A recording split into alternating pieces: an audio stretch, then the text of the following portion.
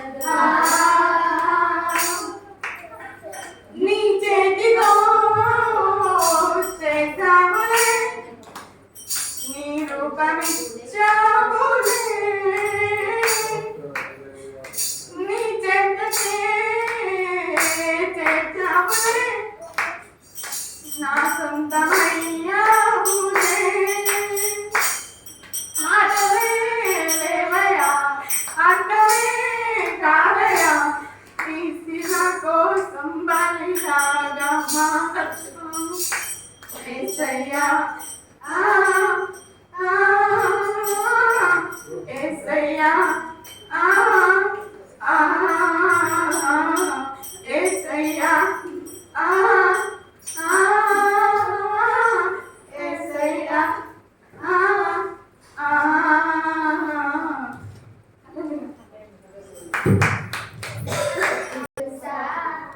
నీవు ఎప్పుడైనా యేసుని గురించి విన్నావా? యేసయ్య ఎవరో తెలుసా? నీవు ఎప్పుడైనా యేసుని గురించి విన్నావా? Hallelujah hosanna hallelujah hosanna hallelujah hosanna hallelujah hosanna.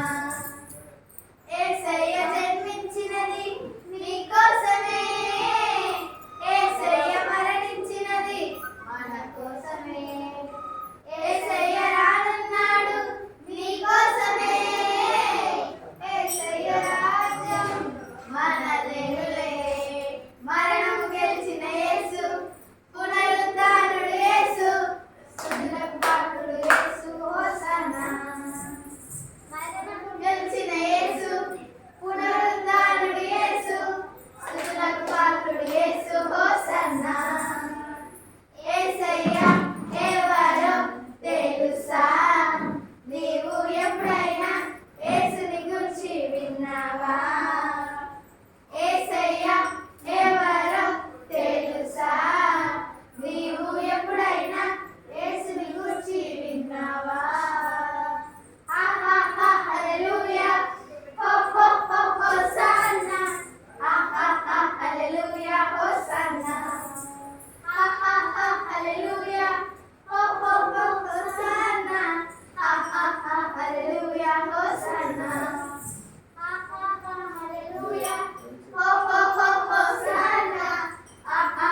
Hallelujah hosanna hallelujah hosanna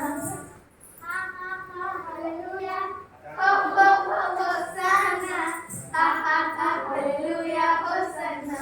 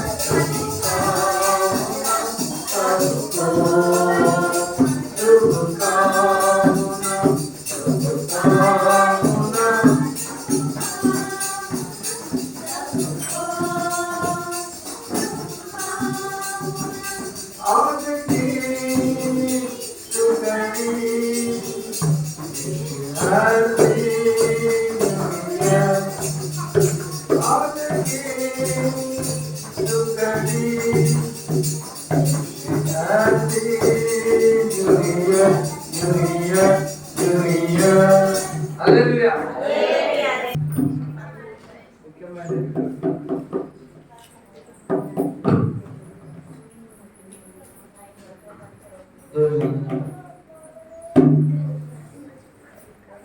ఎప్పుడన్నా ఎవరితోనన్నా లొల్లి పెట్టుకున్నారు? ఎప్పుడన్నా ఎవరన్నా ఎక్కిరా? మిమ్మల్ని ఎవరన్నా ఎక్కిరా? ఎవరు తిట్టారు? అసలు ఎవరు తిట్టారు మిమ్మల్ని? తిట్టాలని ఏం చేస్తారు?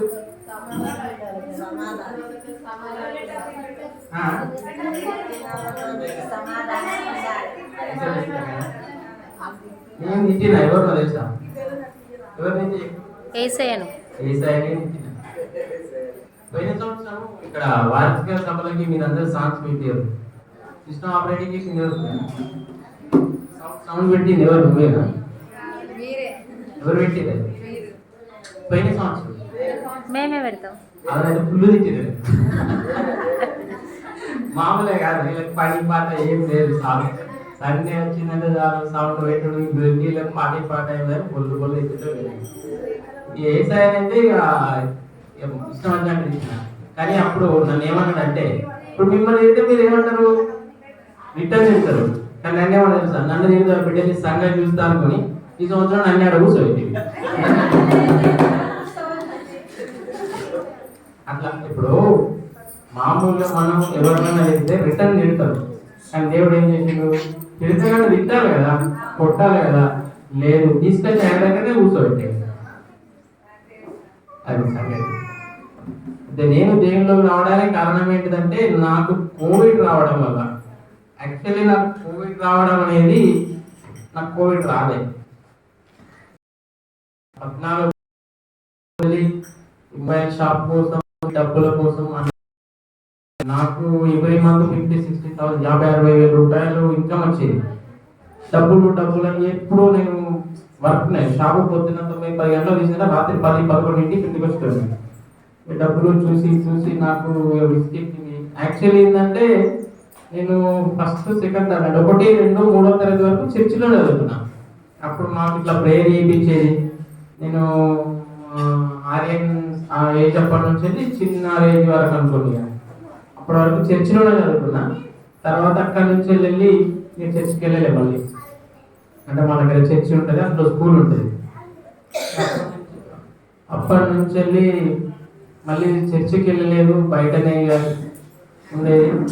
ఎప్పుడన్నా మొబైల్ యూజ్ చేసేటప్పుడు క్రిస్టియన్ సంబంధించి, యేసు ప్రభువుకు సంబంధించి చూస్తే 2-3 సెకండ్ల కంటే నేను ప్లే కాలేకపోదు, స్కిప్ చేసుకోలేదు.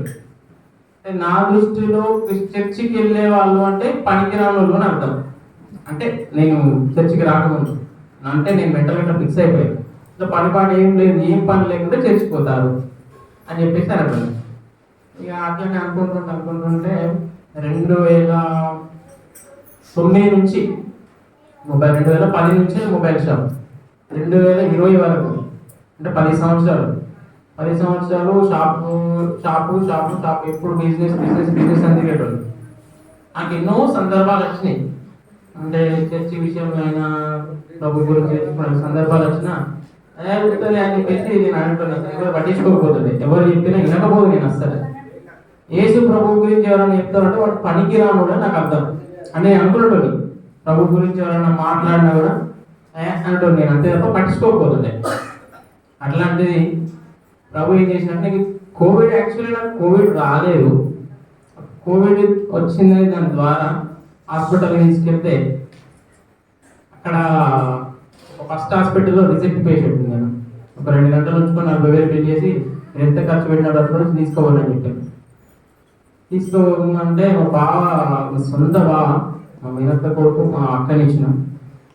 రాత్రి 12-1కి హాస్పిటల్ అక్కడ వదిలేసి వెళ్ళిపోయాడు.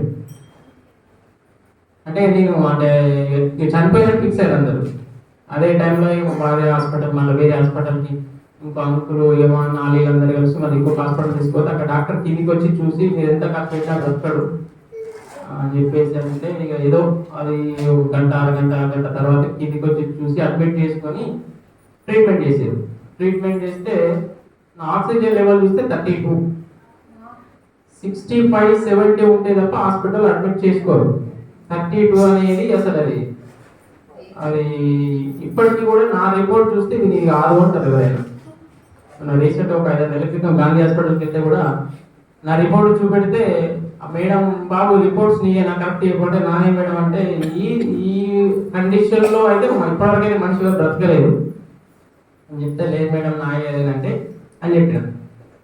ఇక హాస్పిటల్లో అడ్మిట్ చేసారు. 24 hours వరకు నన్ను వాళ్ళు 24 hours ఏం జరిగిందో తెలియదు. ఆక్సిజన్ పెట్టి మొత్తం కట్టేసారు నన్ను. కట్టేసి ఇద్దరు దొరకబట్టారట. మొత్తం ఆక్సిజన్ పెట్టి పీకేసిందట. మొత్తం పీకేసిందట. ఇక అంత ఆ టైంలో అసలు ఏం జరిగిందో నాకు తెలియదు. డాక్టర్ ఏం చెప్తారంటే గ్యారంటీ లేదు. పొద్దున్న రౌండ్స్కి వచ్చి మళ్ళీ మధ్యాహ్నం రౌండ్స్కి వచ్చారు నేను బ్రతకడానికి గ్యారంటీ లేదు. అట్లాంటి సిచ్యుయేషన్. అలాంటి సిచ్యుయేషన్ల నుంచి వెళ్ళి 11 రోజులు ఐసీయూ నుండి అక్కడ నుంచి వెళ్ళి డిశ్చార్జ్ అయ్యి బయటకు వచ్చేసినాం. బయటకు వచ్చేసినాక డిశ్చార్జ్ అప్పుడు ఒక మాట చెప్పాడు, బాబు నువ్వు బయటకు వెళ్తున్నావు కానీ సంవత్సరం దాకా నీకు గ్యారంటీ లేదు, బ్రతుకున్న గ్యారంటీ లేదు అన్నాడు. అప్పుడు కూడా నేను ఎట్లా బ్రతికినా ఏంటిది అనేది నేనేమనుకుంటానే సిగరెట్ మందు అలవాటు ఉన్న వాళ్ళే కోవిడ్ చచ్చిపోయారు, నాకు అలవాటు లేదు కాబట్టి నేను బ్రతికినా అనుకుంటాను. కానీ దేవుడు బతికించిన విషయం నాకు తెలియదు. అంటే అసలు ఆ సందర్భం రాలేదు. అతను అనుకుంటా మళ్ళీ 1 year గడిచింది. 1 year దాకా కూడా మంచిగానే ఉన్నా. మంచిగా అంటే రికవర్ అయినా. అంటే డిశ్చార్జ్ టైంలో ఒక 2-3 నెలల వరకు నాకు ఎవరైనా హెల్ప్ అంటే ఇంకొకరి నుంచి చేయబట్టి తీసుకోపోతే తప్ప బయటికి వెళ్ళలేని పరిస్థితి ఉంది.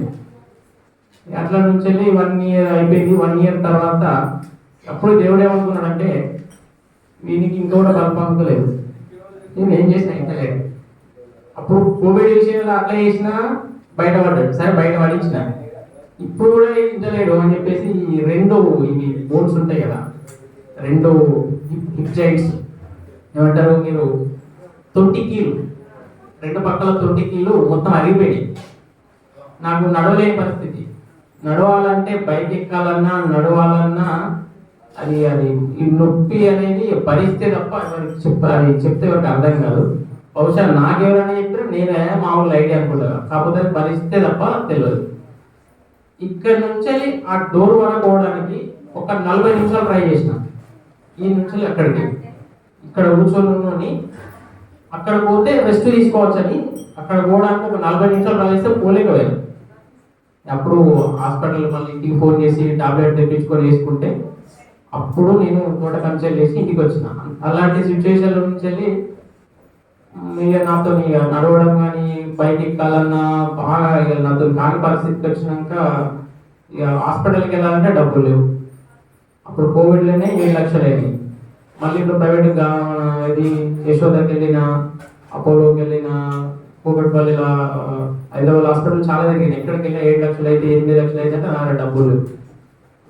ఎట్లా అని అంటే లాస్ట్కి అయితే ఆ గాంధీ హాస్పిటల్లో ఒక డాక్టర్ అంటే మా తెలిసిన వాళ్ళ ఫ్రెండ్కి వాళ్ళ రిలేషన్ ఎవరు ఉంటే సంథింగ్ అట్లా పరిచయం గాంధీకి వెళ్తే అక్కడ ఎంఆర్ఐ స్కాన్ చేసారు. ఎంఆర్ఐ స్కాన్ చేసి అదే ఆ మేడం ఏమన్నా అంటే బాబు నీకు 2 నెలలలో ఆపరేషన్ చేయకపోతే నీ తుట్టి మొత్తం కాలు బయటికి వెళ్తుంది కుక్కల నుంచి, నేను నడవలేవు మొత్తానికి అంటే వీల్ చైర్కి అంకితం అయిపోతావు అని అంటే ఇక సరే చూద్దాం లేదు అడ్మిట్ అయినా. అడ్మిట్ అయిన తర్వాత ఒక 25 రోజులు హాస్పిటల్లో ఉండే.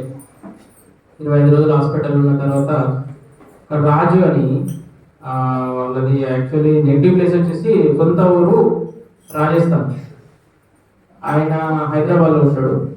ఆయన చెయ్యిలో కొట్టుకొని హాస్పిటల్కి వచ్చాడు.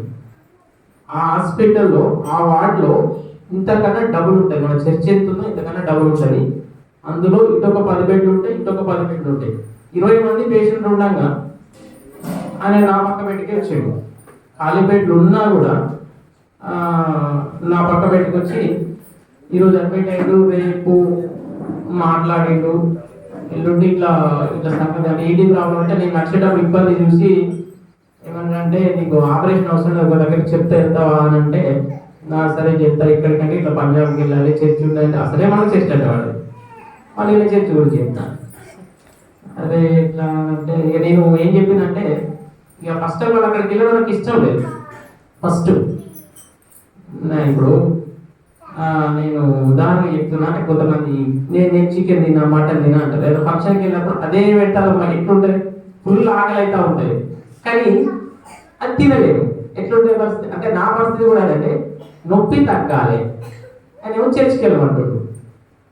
ఎట్లా అని చెప్పేసి సరేలే చూద్దాం అని చెప్పేసి అంటే సరే ఎంత ఖర్చు అయితే అంటే 10,000 దాకా అయితే అంటే నా దగ్గర డబ్బులు లేవు. 10,000 అంటే ఇప్పుడు నేను అప్పటికే 20 రోజులు హాస్పిటల్ ఉన్నా గాంధీలో. నా దగ్గర 10,000 ఎక్కడ ఉంటాయి అక్కడ. నేను కావాలన్నా ఇంటికి రావాలి, మళ్ళీ ఎవరు రాకపోవడం అదే చేసుకొని పోవాలి.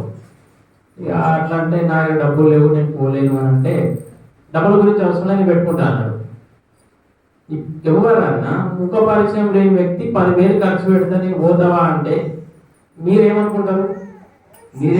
నాకు తెలియదా, నేనైతే లైట్ తీసుకున్నా. ఇట్లనే అంటారు ఎవరైనా 10,000 ఎందుకు ఎవరు మన దగ్గర 10,000 పెట్టినా ఎట్లా అనుకుంటారు అనుకుంటే నేను మళ్ళీ సాయంత్రం పొద్దున మళ్ళీ సాయంత్రం అడిగింది ఏమైనా మరి ఎంత అంటే సరే ఎంత డబ్బుల గురించి నేను పెట్టుకుంటా కదా అన్నాడు.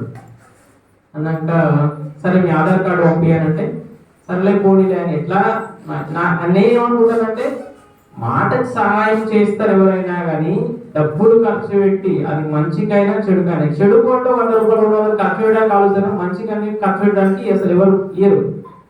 అట్లాంటిది ఆయన ఆధార్ కార్డు పంపేయమంటే నేను వాట్సాప్ చేస్తే గంటల నాకు ట్రైన్ టికెట్లు రాజస్థాన్కి రతన్ ఘాట్ జంక్షన్కి 2 టికెట్లు బుక్ చేసి నాకు 2 టికెట్లు పంపించింది. టికెట్ పంపిస్తే అప్పటికీ కూడా అసలు ఈయన ఎవరు నాకెందుకు ఎందుకు చేస్తాను అని చెప్పేసి నాకు అర్థమైతలేదు. ఆయన మార్వాడిలో మాటలు ఎట్లుంటాయి అచ్చినట్టు సగం తెలుగు సగం హిందీ కలిపి మాట్లాడతారు. అప్పటికి నాకు అసలు ఏది అది అనుకుంటూనే ఉన్నా. లాస్ట్కి అయితే టికెట్ బుక్ చేసిండు, రేపు వెళ్ళిపోండి మీరు అన్నాడు. పొద్దున 6 గంటలకి 4:30 ప్రాంతంలో గాంధీ నుంచి బయటకు వెళ్ళి సికింద్రాబాద్ స్టేషన్కి వచ్చినాం. సికింద్రాబాద్ స్టేషన్కి వచ్చి ట్రైన్ ఎక్కడ వచ్చారంటే పెద్దపల్లి నుంచి మన రామగుండంలో స్టాప్ ఉంటుంది. సికింద్రాబాద్, కాజీపేట్, పెద్దపల్లి, పలాష మధ్యలో ఎక్కడ అయితే అది బీటీ కూటాక్స్ ఉంటుంది. అది నాకు సడన్గా బుక్ చేసిండు, అప్పుడప్పుడే బుక్ చేసిండు, తత్కాల బుక్ చేసి టికెట్ కన్ఫర్మ్ చేసిండు. 2 టికెట్లు వారే అప్పటికీ కూడా పోతాను అని ఎందుకు పోతానో తెలియదు, నచ్చని కాడ పోతాను.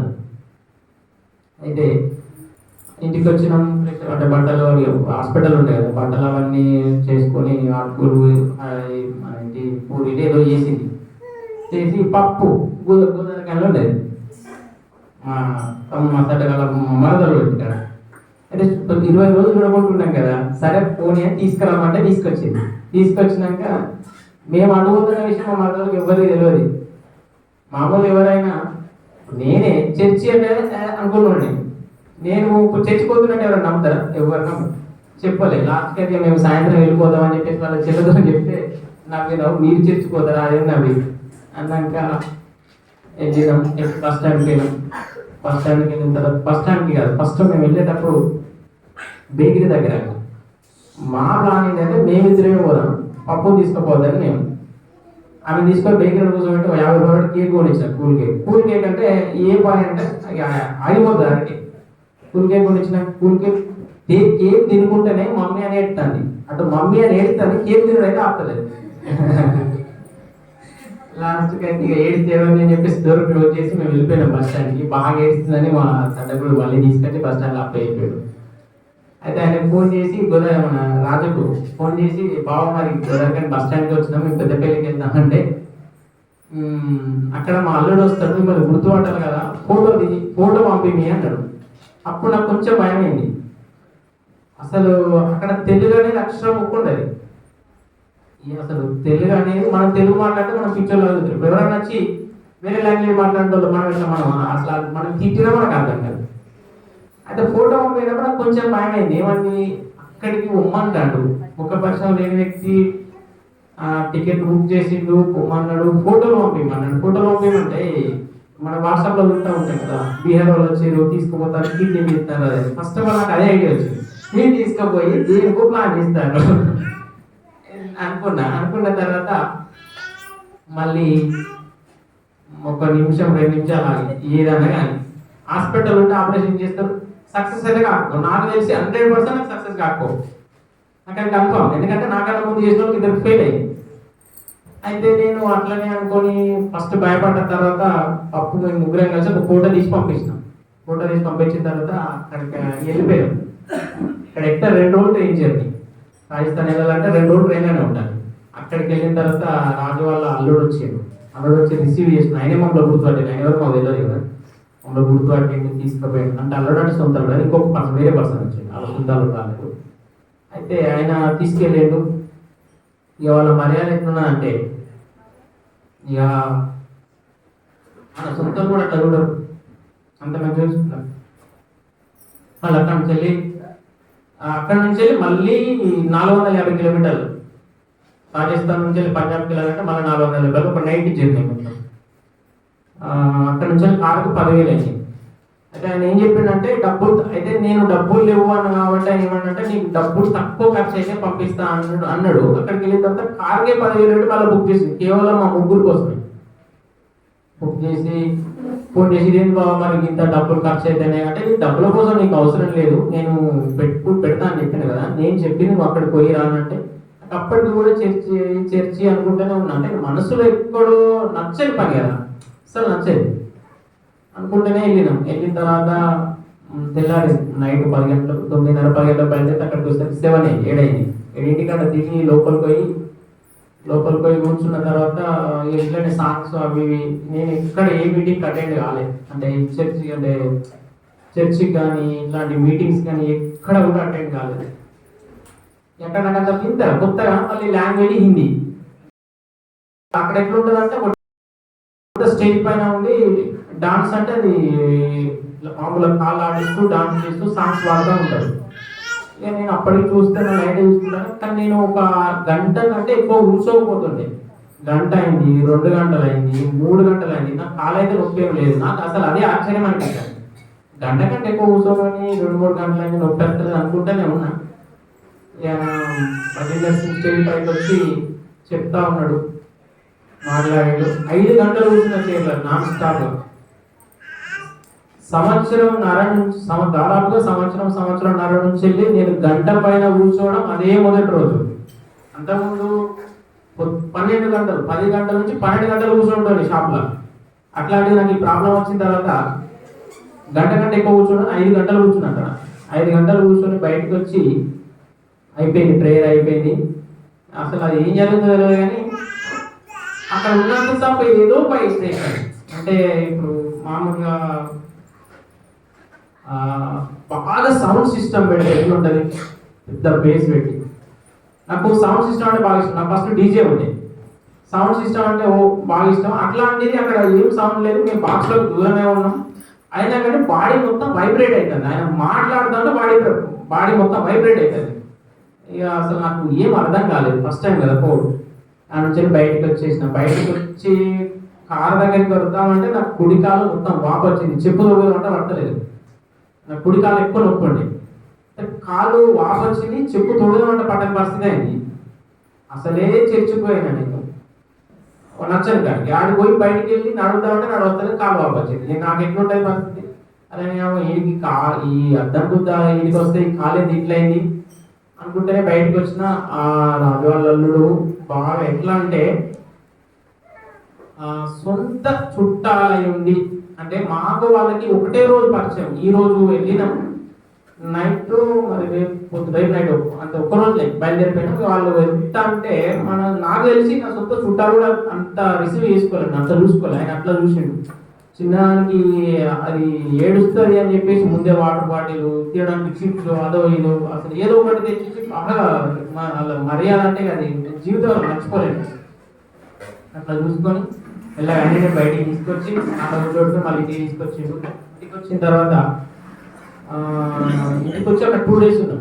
2 daysలో బాగా హీట్ ఉంటుంది అక్కడ. హీట్కు యాక్చువల్ వాళ్ళు ఏంటంటే మమ్మల్ని పంపించి వాళ్ళకి ఇష్టం లేదు, ఇంకొక 4 రోజులు ఉంటారు.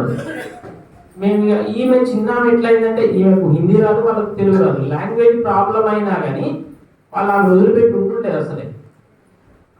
ఈమె లేచుడుతోనే అంటే బయటనే పడుకోండి, అక్కడ మంచి వాతావరణం మంచిగా ఉంటుంది రాజస్థాన్లో.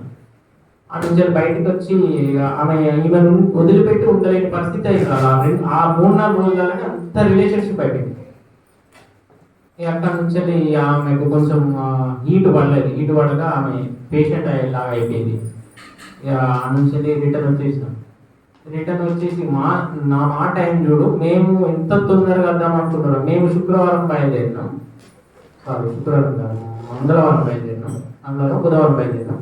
మాకు శుక్రవారం శనివారం ట్రైన్ ఉంది, ఆ ట్రైన్ పోమని వాళ్ళు లేదు, మేము ఇప్పుడు పోతామని మేము వచ్చిన తర్వాత మళ్ళీ రాజస్థాన్ నుంచి వెళ్ళి ఢిల్లీకి వచ్చి, ఢిల్లీ నుంచి వెళ్ళి సికింద్రాబాద్ టికెట్ తీసుకుంటే మమ్మల్ని ఆ ట్రైన్ సీదా బల్లార్షలాగా తీసుకొచ్చి కాజీపేట ట్రైన్స్ అయిపోయినాయని ఆ బల్లార్ష నుంచి వెళ్ళి మళ్ళీ నాందేడ్ నుంచి తీసుకొచ్చి సికింద్రాబాద్ ఇవాళ మేము 10 గంటలకు దిగాల్సింది, రేపు 12:30కు మమ్మల్ని సికింద్రాబాద్ దించింది, నాందేడ్ నుంచి తీసుకొచ్చింది.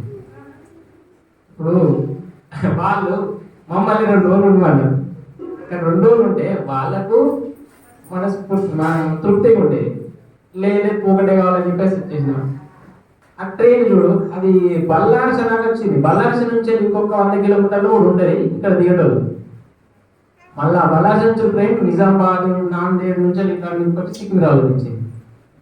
నాకు ట్రైన్లోనే నొప్పి, విపరీతమైన నొప్పి, అంటే నొప్పి ఉంది, వాపు ఉంటుంది. నేను నొప్పితో అడిగినాక వాపు వచ్చింది, కాళ్ళు వాపు వచ్చింది. ఇక మా ట్రైన్ ఆయిల్ అక్కడ తీసుకున్నాం, ఆయిల్ రాసుడు ఇట్లా చేసుకుంటా వచ్చినాం. ఇంటికి వచ్చినాక ఇక నాకు అప్పటికి కూడా 50-50 ఉన్నా, నేను 50 కాదు 60-40 ఉన్నాను. 60% నమ్మకం లేదు, 40% ఏదో చూద్దాం అన్నట్టు ఉంది. 15 రోజులు 8 రోజులు 1 మంత్ అయింది. 1 మంత్ తర్వాత నొప్పి తగ్గుతూ ఉన్నది. అంటే నాకే అర్థమవుతుంది, అంటే కాలు లేపిన ఏం చేసినట్టే. మళ్ళీ వచ్చిన తర్వాత ఒక ఇంజక్షన్ కానీ టాబ్లెట్ కానీ ఏది లేదు. అంతకుముందు నేను బయటికి వెళ్ళాలంటే టాబ్లెట్ వేసుకొని బయటకు వెళ్ళాలి, పెయిన్ కిల్లర్ టాబ్లెట్ వేసుకుంటేనే నడుస్తుండే నేను, లేకపోతే నడిచే పరిస్థితి కాదు. అట్లాంటివి 1 మంత్ తర్వాత టాబ్లెట్ బంద్ అయిపోయింది. నేను టాబ్లెట్ ఎప్పుడైతే తగ్గిందో నాకు అర్థమైంది కదా, మనకు టాబ్లెట్ వేసుకోకుండా నాకు కాళ్ళు వస్తలేదు, అంటే తగ్గుదాన్ని కావచ్చు లోపల అనుకుంటూనే ఉన్నాను. ఆయన అక్కడ ఏం చెప్పిందంటే, మీరు విశ్వాసంతో వచ్చిండ్రు కదా, ఎవరైతే విశ్వాసంతో వచ్చిరో, అంటే నేను విశ్వాసంతో పోలేదు, చూద్దామనే పోయినా, నాకు ఇష్టంగా పోలే నేను అక్కడికి. కానీ ఆయన ఏం చెప్పాడంటే, ప్రతి సండే కంపల్సరీ చర్చికి వెళ్ళమని చెప్పాడు. అక్కడనే అనుకున్నాను, ఈయనేంటి ఏదో ఒక్కసారి వచ్చినా కానీ ప్రతి సండే చర్చి వెళ్ళమంటాను, ఏంటి అసలే చర్చి అంటే నచ్చలే అని చెప్పేసి అనుకుని ఇంటికి వచ్చినాక ఫస్ట్ సండే ఈ చర్చి నుంచి ఎన్నోసార్లు వెళ్ళాను, కానీ లోపలికి రాలేదు, నాకు నచ్చేది అసలు. అట్లాంటిది రమ్మంటానని చెప్పేసి రఘు అని అన్నాడు కదా ఫ్రెండ్, ఇట్లా చర్చిపోవాలి అది అంటే స్వప్న చెల్లి ఉంటుంది అక్కడ, నేను కొన్ని చెప్తా వెళ్ళమంటే అది వచ్చి ఫస్ట్ టైం చర్చిలోకి వచ్చాను. చర్చిలోకి వచ్చి కూర్చుంటే అక్కడ నాకు ఎట్లయితే అనిపించిందో ఇక్కడికి వచ్చినా కూడా అట్లా అనిపించింది. అంటే ఇలా 2 నెలల లోపలికి రావడం ఇంకో బాడీ మొత్తం షేక్ అయింది.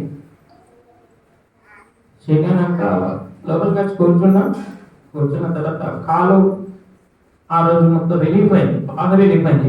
ఎప్పుడైతే కూర్చున్నానో అందరూ వాక్యం చెప్పాడు, అసలు బైబుల్ లేదు, వాక్యం 22 మనకు తెలియదు కదా. అయితే రిలీఫ్, కాలు ఆల్మోస్ట్ 50% తగ్గిపోయింది. నేను లోపలికి వచ్చి మళ్ళీ బయటకు వెళ్ళడం 50% తగ్గిపోయింది. నిజమే కావచ్చు అన్నప్పుడు కొంచెం నమ్మకం కలిగింది. అట్లానే ఇప్పటి వరకు అయితే 80% తగ్గింది. ఇప్పటి వరకు ఒక్క టాబ్లెట్ కూడా వేసుకోలేదు.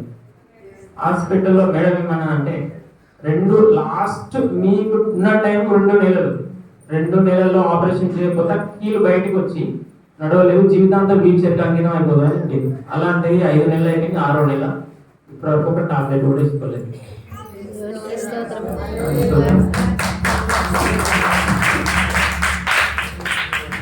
అయితే మా రిలేషన్ వాళ్ళు ఏంటంటే కొంచెం చర్చికి అంటే కొంచెం చీప్ అనిపిస్తారు.